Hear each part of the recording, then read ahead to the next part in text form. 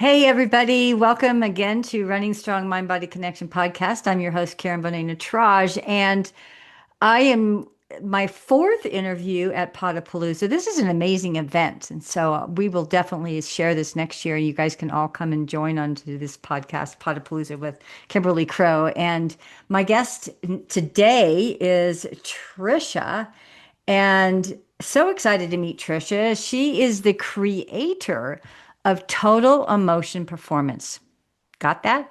A no fluff approach to mastering your emotional world without bypassing burnout or, BS.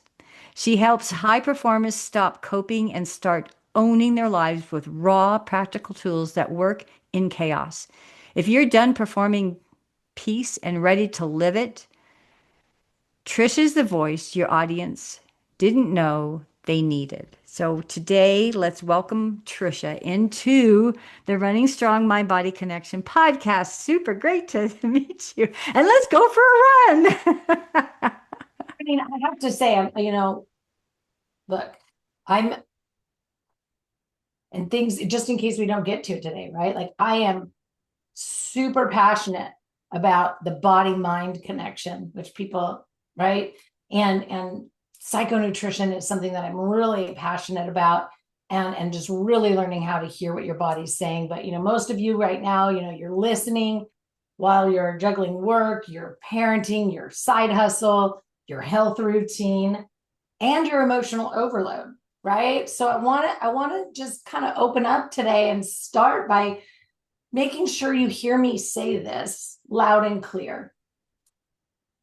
You're not a project that needs to be fixed, Right. right?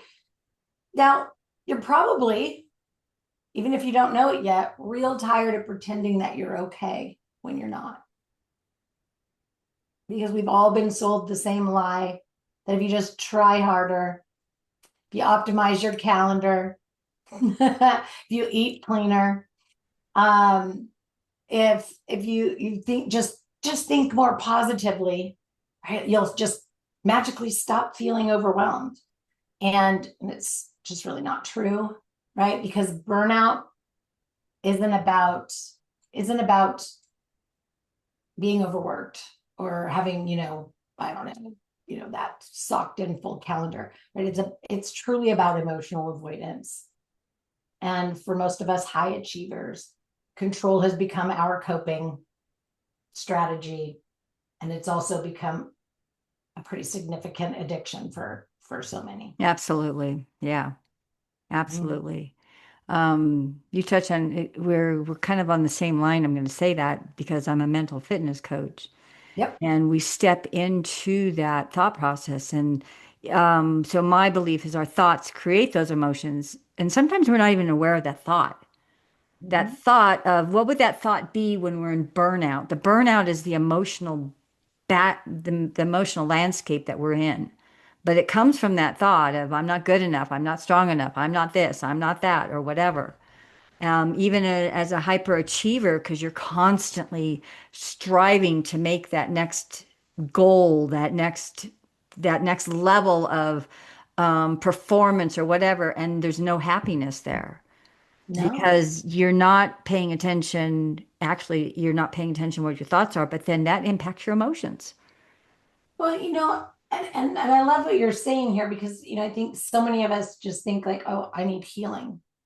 And we just don't, right? Like we don't need healing, right? Like think back to it, right? You're not a project that needs to be fixed. What we need to find, to create, to cultivate, to nurture, to condition is emotional agility, Hmm. right? That having the ability to stay with that discomfort long enough to understand what it's really telling us. So I call it sitting in and moving through the uncomfortable. It's like doing a marathon and you hit that wall around, what is that, 8 mile, 18, something 18 like that. miles is what they Yeah. call that I remember, wall. right? Like I remember it when I did the oh, now I'm drawing a blank, but anyway, team and training Oh, yeah. race for leukemia. My daughter and I did it. She did it after her bone marrow transplant. So, but we, there definitely was a wall there. But so we need to learn how to sit in and move through that, but also learn how to hear and understand what our body is telling us, Right. right? And what most of us refer to as, and you guys will pick up on the fact that I don't like these standardized mainstream fluffy versions of what we've chosen to call things, but that self-care, right? Self-care is just micromanaging our outsides because we're too scared to sit with what's happening on the inside. That's a true statement. I've come across so many people that's like, no, I don't, I'm fine, I'm fine, I'm fine. But what really sits on the inside is your body's telling you, no, you're not fine, and pay attention to me. And here's that you just used one of my favorite words to use as an example because I love vocabulary. And if you look at the definition of fine, right? Like fine is the most ambiguous answer you could give, Exactly. right? Like it's the bleached blonde hair is super fine and breakable, or the gemstone that is just solid, right? Like I'm solid, I'm dependable, I'm reliable.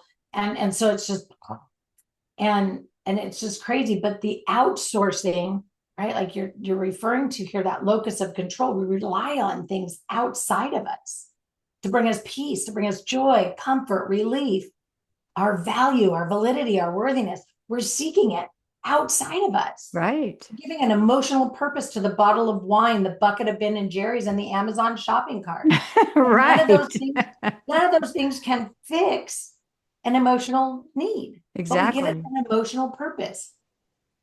Calm me down, make me more happy, make me more confident, soothe my pain, Right. make me visually look like I'm enough, whatever it is, right? Right. And the thumbs up and the likes and the seeking to go viral status and all of those things. And we have to let that go. Got Yeah. to get into our internal locus of control. Yes.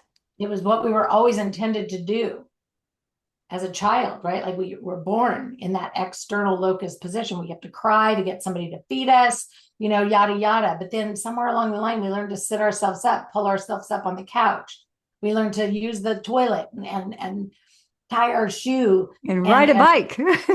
ride a bike. And then somebody along the line tells us that what we put on our body, it doesn't match, right? That doesn't match. Your hair is ugly. Or they tell us, whatever, something else. No, I heard a lot. Nobody wants to hear what you have to say. Exactly. And and Exactly. and then we all of a sudden now are no longer growing in the direction of who we want in our own autonomy to, we're no longer experiencing living the way we desire. We're now trying to fit in, to be less seen, to not bring notice to ourselves, to compare, to measure up, to be just like everybody else. It's terrible, terrible.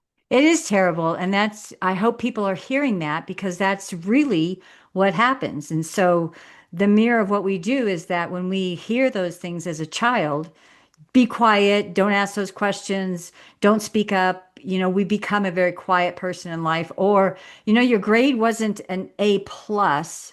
Your grade, you're getting down to the A minus. And so, can you work harder? You're not working hard enough. And so, we get those messages in our subconscious. And those are where, in my world, with the mental fitness, is where the saboteurs show up and then we act it out in life.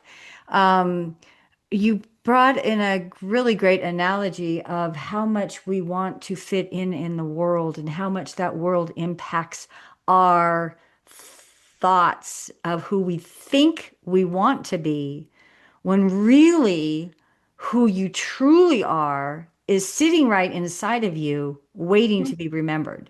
Yeah. And one thing that a lot of what you and I do is along the same line. But one thing that I know I've done with my clients, and I know this will resonate with you, is that people don't know what an emotion is.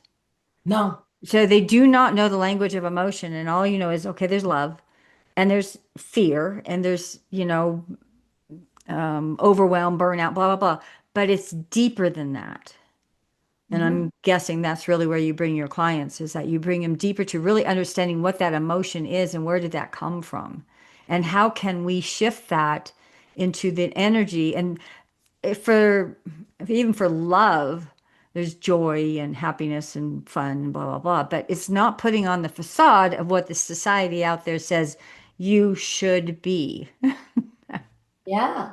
Well, and I love that you said that, and there's nothing really to change or correct about that. I do have a framework that I teach my clients. I have several core daily practices that we utilize while we're going through the foundational work of in their journey and their process.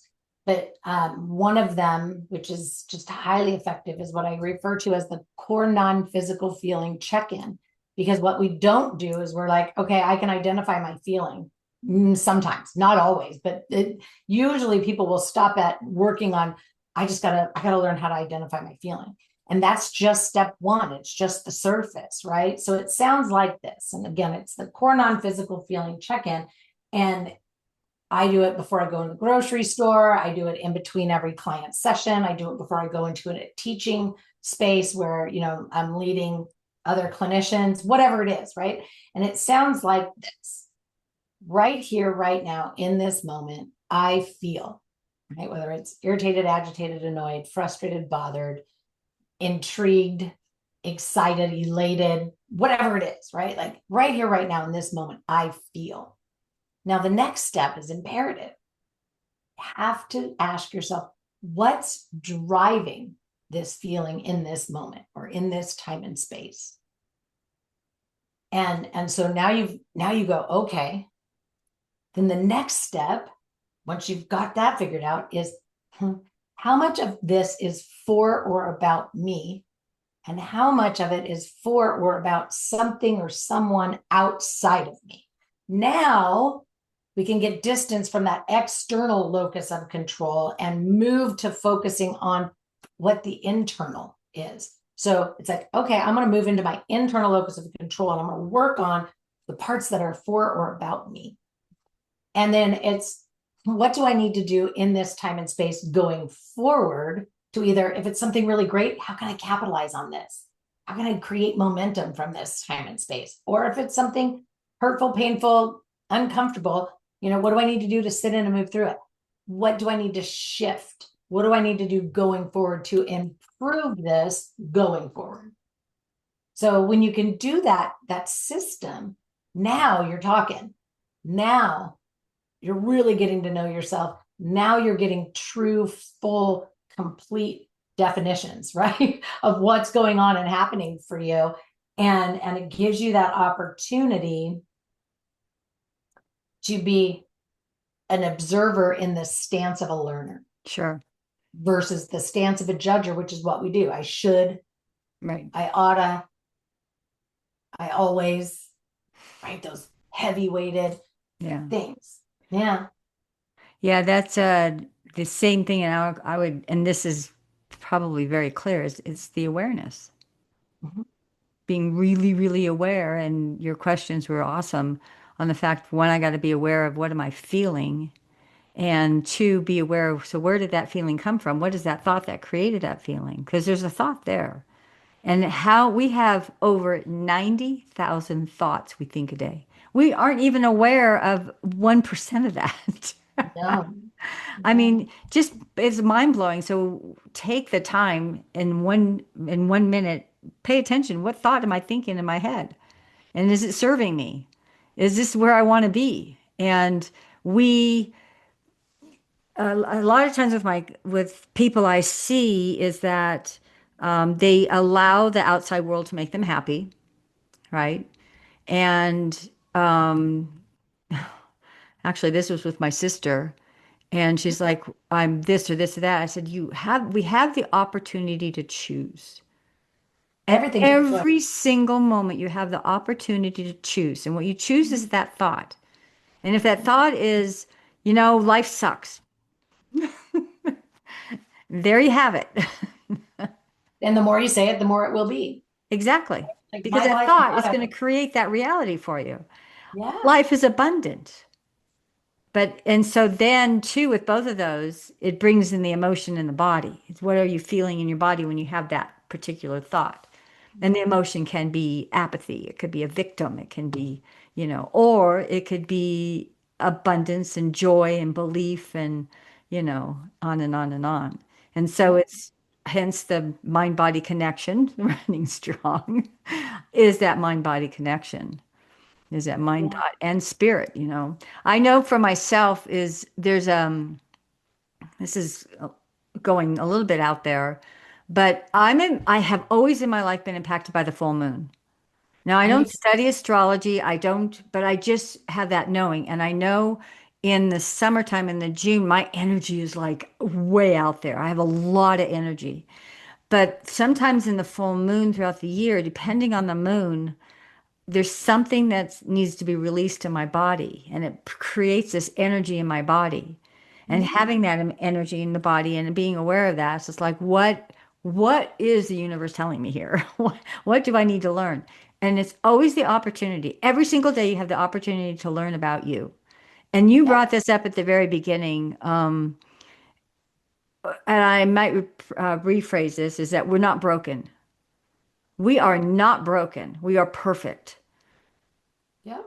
and don't need to be fixed. We just need We to get show to up. choose to change, shift, and morph. And for anybody that knows anything about Maslow's hierarchy of needs, right? Like up there at the top is self-actualization.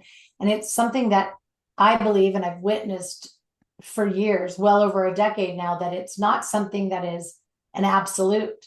Like we continue, if we choose, we continue to self-actualize and Yes, self-actualize and self-actualize and self-actualize, and it's a choice to stop growing, to stop learning, to stop expanding our consciousness, to stop whatever it is, right. loving our neighbor, whatever, right? Like the the majority of the general population operates in the stance of a judger.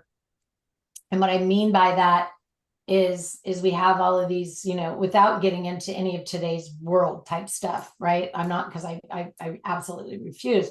But if we think about driving our cars, most of us are, we got our driver's license, we're out there, we get in our car, we drive, and somebody, turns left in front of you. And all of a sudden you're like playing on your horn, flipping a bird, getting all pissy, whatever it is. And you don't ever stop to think to yourself, I've done that before, right? Like I've made that mistake before. Like I've accidentally, or I didn't see, or, whatever. So I'm going to give that person grace. We go immediately into judgment. You're Right. done. You're da da da, whatever, right? And so we automatically go there instead of going, no worries, man. Cool beans, right? Like at least one of us, right? Like noticed, cool, we didn't get in an accident. You're good. Wave your hand. And because I think to myself, like, I've done that. I've made that mistake before. And I was embarrassed and, was like, and then I was hurt when the person didn't understand. The thing is we don't know what's going on for other people in their lives. And that's an external, it's none of our business. So if somebody's tailgating you and they're in a hurry, just scooch over to the other lane and let them go by and send them a blessing, because you don't know. Their kid maybe got hit by a train and they're in a hurry to get to the hospital. You don't know. Sure, they could have stayed up late at night, self-soothing with, a bunch of cocktails, and they were hungover and they got up late and they're trying to get there. And sure, that could be their story. And I'm sorry if it is. And if it was you, give me a call. Like, we'll work on your relationship with alcohol. But I am a master addiction specialist, so I just always throw that in there. But so you don't know, and the spectrum is Yes, huge, and yes. it's just a blip. It's a blip of a moment, and you choose to get irritated, agitated, annoyed, frustrated, bothered, and now when you get to work, you're talking about it. Like, Yeah. I can't believe this guy on the freeway, blah blah blah. And then and then it just infects your whole day.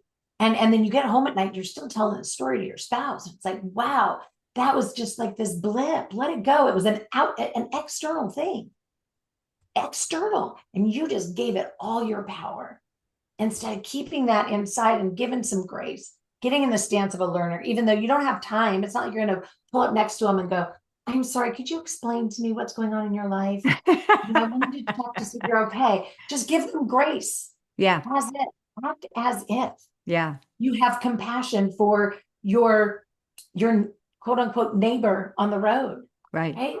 And so we choose, and you said that, right? Like we get to choose. We Everything is a choose. choice. Yep. Absolutely everything is a choice. What I say here in the moment is a choice, even though it's not scripted, it's a choice. And my life motto is this, right? Like this is my life too. It gets to look, feel, be however I want it to. Yep. I get to choose. Yep. Now, with that motto, if I want to give that to myself, it also means I have to give it to you and every other person on this planet, meaning that's your life. You get to choose how your life looks and feels for Right. you, right? It's your choice. Yay for you if you're doing it. Yeah. This is good. Great. You brought up a lot of thoughts for me because there was a story that I heard of a gentleman with his two young kids on the airplane, and they were acting out, and people were annoyed, and people were like, and judgment is something we do every single day. Pay attention to that, and that's what you learn in my boot camp, and how that impacts you. But somebody came up to him and was like, "Can't you control your kids?" And he said, "Their mother just died Yeah. and we're going to her funeral." And doesn't it just take your heart and blow? Right there. So it's the You fact never that know. too, everybody's not out against you. Ask yourself what's going on in your world that you need, you feel you need, or you choose to react and be rageful. So in your story, every single moment, you're not in the present moment because you're still talking about something that happened in the past and it's over with. And so be in the present moment of like, okay, I chose to react. It's like bad on me because you're carrying that energy. You can blame that person as much as you want, but really you're carrying that energy. You're carrying that emotion, you're carrying that energy, you're carrying that frequency. And so we don't Absolutely. have to I was in a pretty stupid accident. Somebody did something stupid and really ruined my car.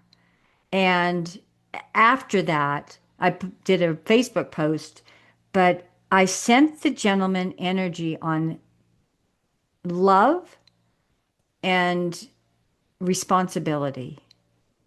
You know, it doesn't, I don't have to be mad at him the rest of my life. It put me in a huge inconvenience. It's all fixed, it all works out. Everything happens for a reason, but be in the energy of just sending that love to that person who pulled in front of you and the gift that you happen to be that person that didn't hit him or make him get into an accident where he could have killed somebody. But Yeah. it's a gift. Gotta be Every moment is thankful a gift and for opportunity to show up in in the essence of who we are. absolutely. So, Trisha, Absolutely. thank you so much for being on my podcast. This has been fun. We could go on. I think we could go on forever, but thank you No. so much. Absolutely. Thank you for having me. Absolutely.